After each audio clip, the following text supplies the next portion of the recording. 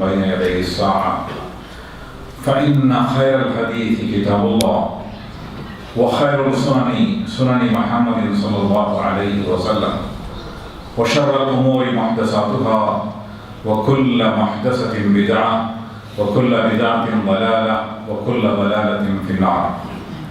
أما بعد، فقال رسول الله صلى الله عليه وسلم: اللهم أغننا بالعلم وزينا بالعلم وأكرمنا بالتقوى وجملنا بالعافية أو كما قال عليه الصلاة والسلام. My dear brothers and sisters in Islam, topic of my khutbah today is how to become rich, famous and beautiful in Islam. This is a common tendency among human beings, irrespective of whether he is a Muslim or a non-Muslim, that everybody would like to become rich, famous, also well-known and beautiful. These are the common tendencies. And there is nothing wrong in it. Being rich is not something bad, or being famous is not something bad, or being beautiful or good-looking is also not something bad. All these are desirable things. And if anyone achieves it, this is also something good. But only concern is, what is the priority in life? And if a person becomes rich, whether only becoming rich is priority in his life and how he became rich, this is the question. Again, where a man is becoming popular, how he became popular and for what he became popular and what is his priority in life, this is again a question.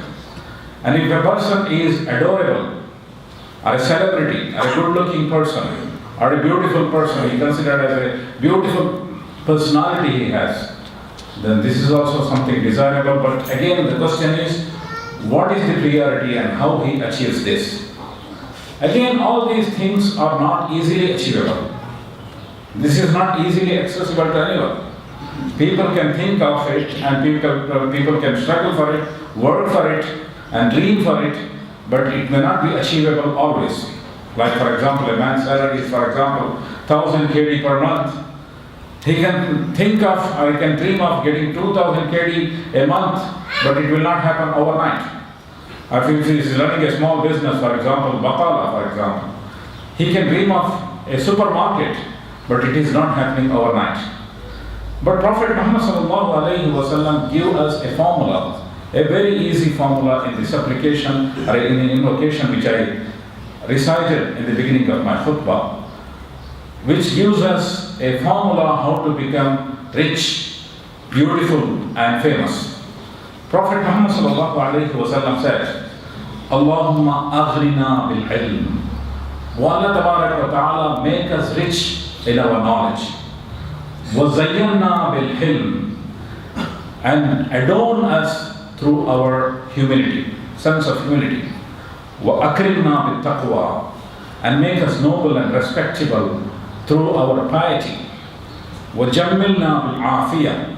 And may beautify us through our well-being, our health. This is the beautiful supplication Prophet Muhammad sallallahu alaihi wasallam gave us, and this also gives us the formula how to become rich, how to become beautiful, how to become famous, and all these things, which is a dream of every individual. For example, the first element of the formula says, Allahumma aghnina bil ilm. O Allah tabarak wa ta'ala, make us rich in our knowledge. This is definitely accessible. Any individual who would like to acquire more knowledge is accessible to him. Every individual, particularly in an atmosphere where we are living. Today we have all the means and all kinds of means to acquire more and more knowledge. Nobody say that I have no means, I have no staff, I have nobody who can guide me towards the knowledge. Every means are available in the form of book, in the form of internet, in the form of so many other medias. A person, if he want to acquire knowledge, there are so many means available for him. So becoming rich, when you think of becoming rich, it is better to think of becoming rich in knowledge. Sayyidina Ali radiallahu ta'ala once said, I want to tell you the difference between becoming rich by wealth and becoming rich by knowledge. There is a big difference in it. For example, richness of wealth. If you have it, you have to guard the richness. It becomes a responsibility for you. A man cannot carry his wealth everywhere. He has to protect it. He has to keep some of his bank balance, or he has to be careful about being rich. And sometimes if he is very rich, he needs a bodyguard because people may kill him. So you need to guard your richness. Whereas if you are rich by knowledge, you need not have to guard it, but knowledge will guard you. This is the beauty of knowledge. If you are more richer in knowledge, and knowledge will guard you. Again, the difference between the richness of wealth and richness of ilm, richness of knowledge is when you spend your money, money will become lesser. For example, if you give charity, probably there will be more barakah. It will not become lesser in real sense. There will be more barakah in it, or maybe unplanned expenditures or unplanned events and calamities is taken off from your life, and this kind of barakah will be there. But practically, if you want to see in a ledger book or in an account statement, if you have 1000 KD and you give 500 KD as a charity, the 500 remains there. So practically, you can see that any spending for good or bad things, money will become lesser. Whereas knowledge, when you spend it, when you tell knowledge to others, when you inform others, when you give knowledge to others, knowledge continuously increases. Whenever you share knowledge, your knowledge is more increased. And you get opportunity to learn more. And people will discuss with you. People will ask questions, which will stimulate you to learn more. So becoming richer in knowledge is a great thing, which is, you need not have to guard it, but knowledge will guard you, and you continuously become more knowledgeable and more richer. And in Islam, very high importance is given for acquiring of knowledge. There is so many ahadith and statement of Quran, an ayah of Quran, which emphasizes on knowledge. For example, Prophet Muhammad sallallahu alaihi wasallam said, "Talabul ilma faridatin ala kulli Muslim."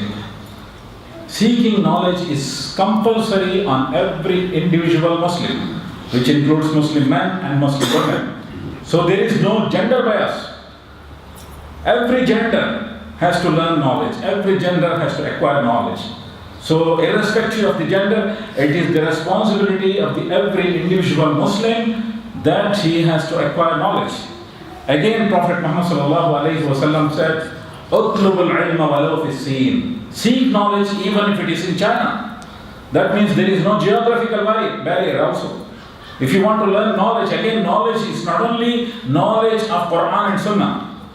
Islam considers every beneficial knowledge which is beneficial, which is true, and people are getting benefit from it. All these things are knowledge. Acquire all kinds of knowledge.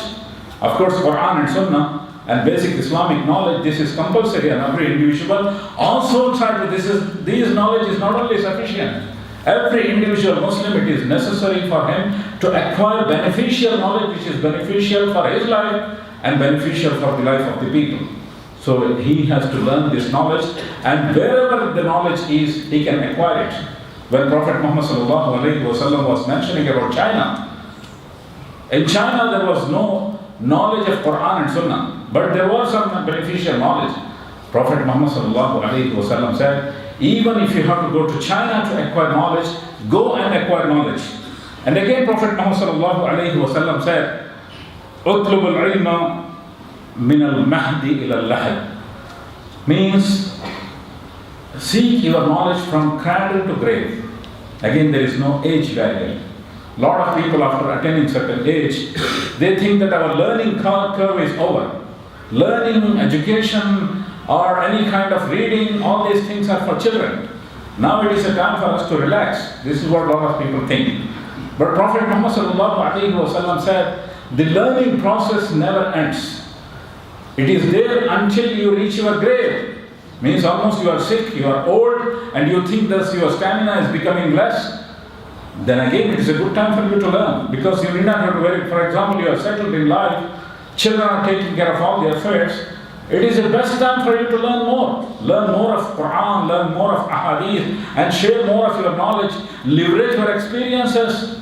This is the best time for you. So acquiring knowledge never ends. So it should be continuous process. Always one has to do it. And if you see in history, whenever Muslims were knowledge workers, working for the knowledge, they were ruling in the world.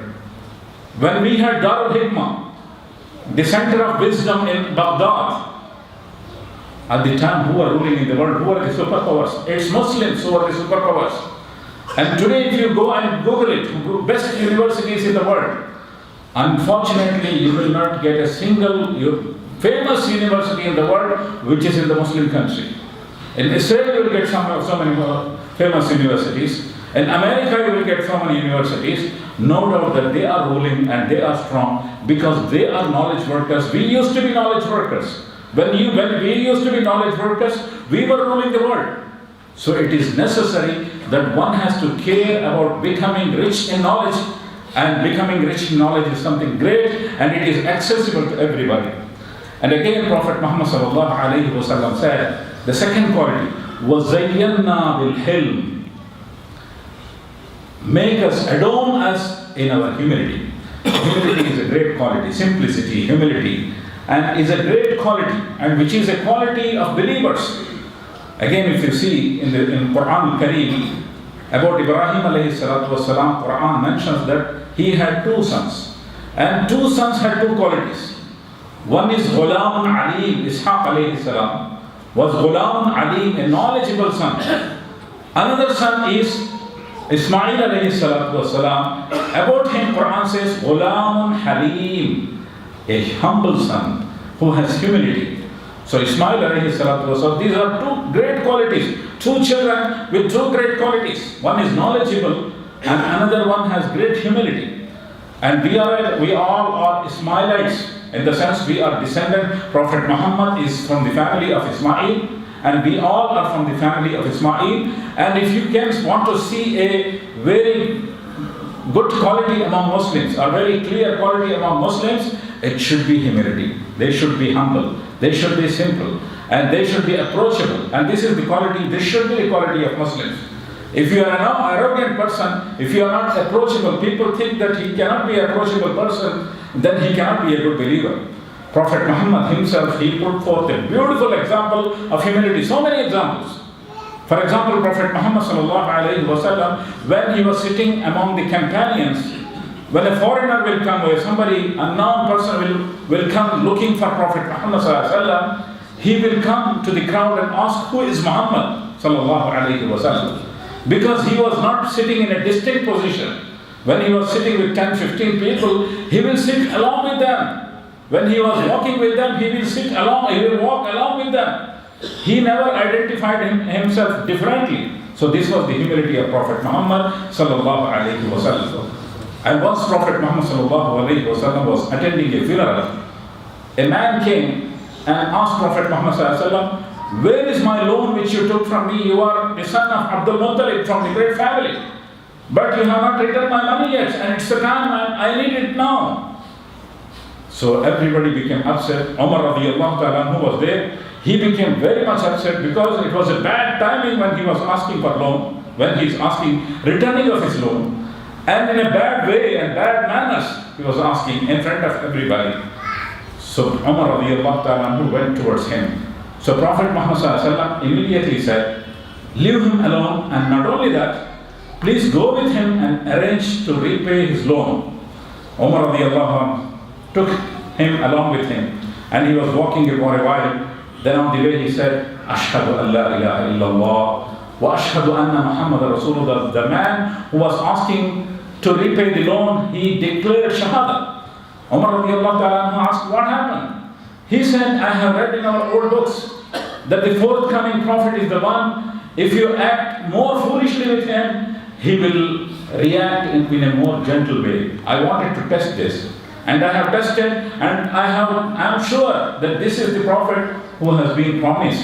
And in the books there is a promise that the forthcoming prophet is coming. He is a very humble prophet, and I believe that this is the humble prophet. So this is the identification of Prophet Muhammad sallallahu alaihi wasallam. Again, when Sayyidina Umar, radiallahu ta'ala, when he conquered Palestine, you must be knowing about the story that how was his situation when he was entering Palestine. He had an agreement with his slave that because the camel was an ordinary camel, he made an agreement that we will ride camel turn by turn. I will ride for some time, then you will ride for some time. But fortunately or unfortunately, when they were entering Palestine, it was the turn of the slave to sit on the camel, ride the camel. And Umar radiallahu ta'ala was walking. And Umar radiallahu ta'ala was wearing ordinary clothes. The Christians, Byzantine Christians of that time, they immediately handed over keys of the Palestine to Umar radiallahu ta'ala, saying that in our books it is written that the person who conquers Palestine will be a humble person. And this is you are an embodiment of humility. That slave is sitting on the camel and you are wearing an ordinary clothes and you are entering Palestine. So this was the status of Muslims. When Muslims had humility, they encashed it. Allah Ta'ala bestowed honor to them. So it is necessary that one has to be humble. Smiling is also a humility. Tabassumuka biwajhi akhihi sadaqa. Wearing always a smile is a charity. A lot of people misunderstand taqwa, or misunderstanding a religious person means he should always look depressed. He should look sad, or he should not wear a smile, or he should look sad, shabby. This is a concept of a lot of people. But mu'min has to be, a believer has to look active. He should be wearing smile, he should be cheerful, he should look happy.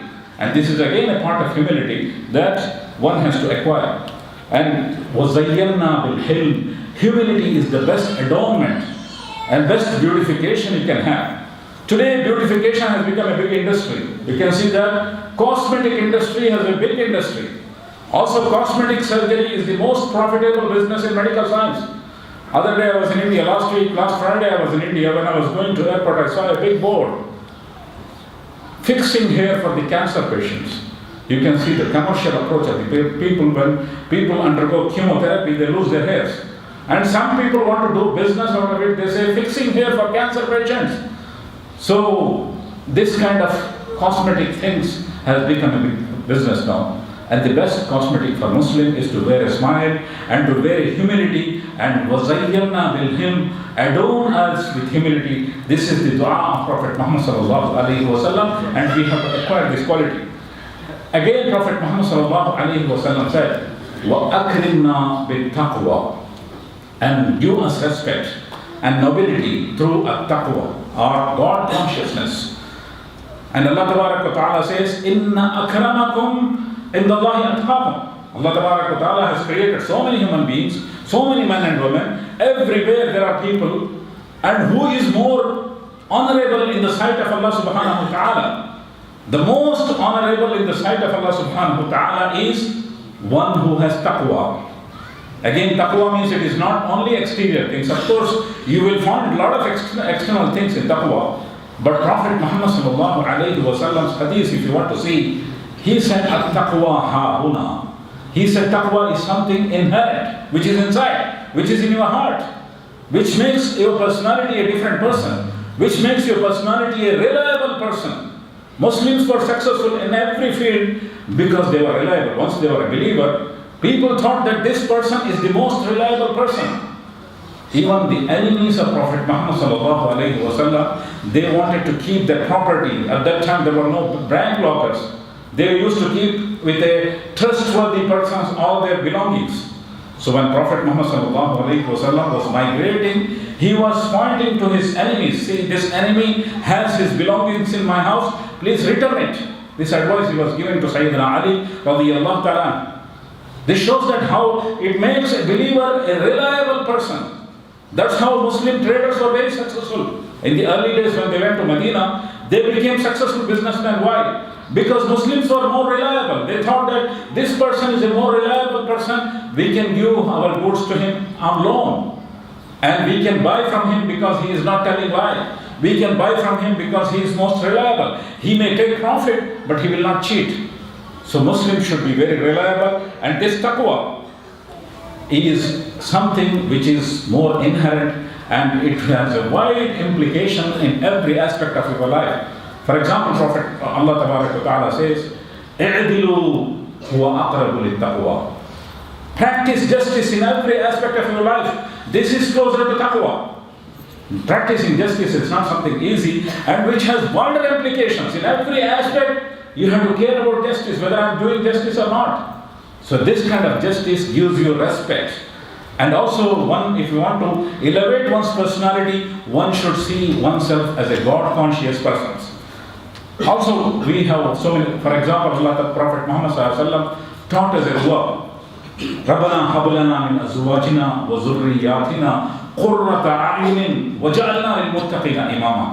Allah Tabaraka wa Ta'ala, make us coolness, give us coolness of our eyes from our spouses and our children, and make us leader of the pious people. You should identify, or you should try to become a more pious person, or rather you should try to become a leader of the pious person. So that should be our goal, and that should be our target to become. This should be our objective of our life, becoming leader of the pious people. So you will become famous, you will become noble. And the fourth quality is وَجَمِّلْنَا بِالْعَافِيَةِ, and beautify us with health or well-being. Becoming a healthy, there are so many dua that Prophet Muhammad sallallahu alaihi wasallam gave us, so many dua to keep oneself healthy and give health always. Because to practice religion also, you need help. To pray 5 times a day, you need help. To go to Hajj, you need help. To go, to practice to practice everything as a good Muslim, you need help. So it is a responsibility of the Muslim community, and it's a responsibility of every individual Muslim that one should care for health. And today, caring for health means going to gym and exercise, and these kind of external things are there. Of course, this will help you to become healthy. But the most important thing for becoming healthy is leading an Islamic life. Health is most of the time attached to your temperament, your mind, how you think. If you are more stressful, if you go to gym every day, but you are always stressful, definitely you cannot avoid heart attack. You cannot avoid stroke, or you cannot avoid blood pressure and these kind of things. Having an Islamic life, cultivating Islamic habits, and leading a good Islamic life will definitely make you happy. Getting early in the morning, going to Fajr prayer is a big health booster. Reading Quran every day morning is a big health booster. Praying 5 times a day in masjid is a big health booster. Ablution is a big health booster. Hygiene, maintaining hygiene. Tahara is very important. It's highlighted in Islam. So all these things are health boosters. And you can see so many dua. For example, Prophet Muhammad said, Allahumma inna na'udhu bika min al-barasi wal-jununi wal-juzami wa sayyir al-asqam. Wallah tabarak wa ta'ala, I seek refuge from you, from leprosy, from vitiligo, and from all these things, and all kinds of diseases. Wal-juzami, barasi, wal-jununi, and from insanity. From leprosy, from vitiligo, and from all kinds of diseases. There are so many diseases, new diseases are being introduced every year. So we seek refuge from Allah subhanahu wa ta'ala, that Allah tabarak wa ta'ala protect us from all these things. Also the dua, وَمَتِّعْنَا اللَّهُمَّ بِأَبْصَارِنَا وَأَسْمَائِنَا وَقُوَّاتِنَا أَبَدًا مَا أَحْيَيْتَنَا. Beautiful dua. Allah tabarak wa ta'ala protect us, our eyesight, our ability to hear, and all kinds of energy we have in our body till the last breath of our life. How important it is. May Allah Tabarak wa Ta'ala give us and our parents, and protect us and our parents from that we should have an energy till the last breath of our life. This is all very important. And Prophet Muhammad himself, he gave an example that he is a healthy and fit person. Once a wrestler came and challenged Prophet Muhammad sallallahu alaihi wasallam, if you defeat me in wrestling, I will become a Muslim. Prophet Muhammad sallallahu alaihi wasallam wrestled him twice and defeated him twice, and he became Muslim. This shows the other aspect that Prophet Muhammad sallallahu alaihi wasallam maintained his fitness. For a believer, it is necessary that he should try to maintain his fitness. Kulu washrabu wa la tusrifu. Eat and drink, but do not make israf. Do not make waste. Here, waste has two meanings. One is overeating also is a waste. If you throw it to the dustbin or if you throw it into your stomach, both are waste. So don't overeat, and keep your fitness and care for your health. All these things are very important. So in order to become rich, famous and beautiful, remember this formula and always make this dua that Allahumma aghlina bil ilm wa la tabarak wa ta'ala make us rich in our knowledge wa zayyana bil hilm, adorn us in our humility wa akrimna bil taqwa, and give us respect and give us nobility through our God consciousness wa jammilna bil afiyah, and beautify us through our well-being and health. Barakallah lana wa lakum wa nafa'ni wa iyyakum bi ayatihi wa dhikril hakim. إنه تعالى جواد كريم ملك بر رؤوف رحيم ورب حليم.